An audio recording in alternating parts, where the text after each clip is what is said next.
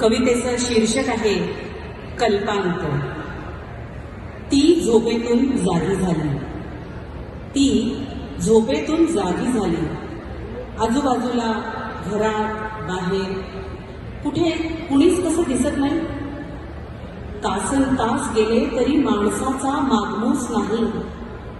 तिने अंगणातल्या झाडाला विचारलं, भोवतालची सगळी माणसं कुठं गायब झाली?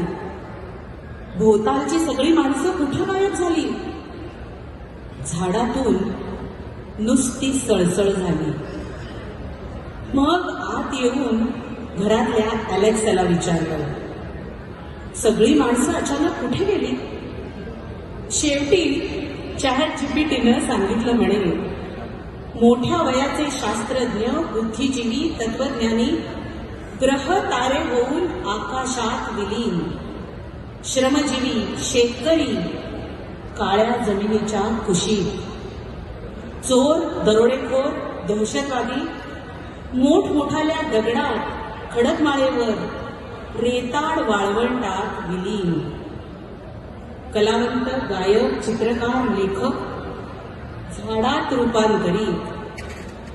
भुकेले जीव ज्वालामुखी झालेत आणि तरुण मुलं रोबो.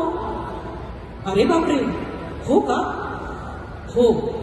मग लहान बाळं, ती लुसलुशी गवताची हिरवळ होऊन गेले. मग मी एकटीच कशी काय अजून जिवंत? तुझ्यासारखे असंख्य रसिक आहेत अजून जिवंत. तुझ्यासारखे असंख्य रसिक आहेत अजून जिवंत. त्यांचं काय करायचं यंत्रयुगात ते ठरलं नाही अजून.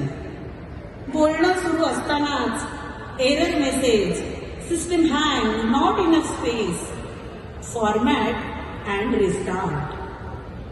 नवं कोरं जग, स्पेसच स्पेस. पुन्हा पहिला जीव जन्मला. पृथ्वीवर की इंटरनेटवर? धन्यवाद मॅडम.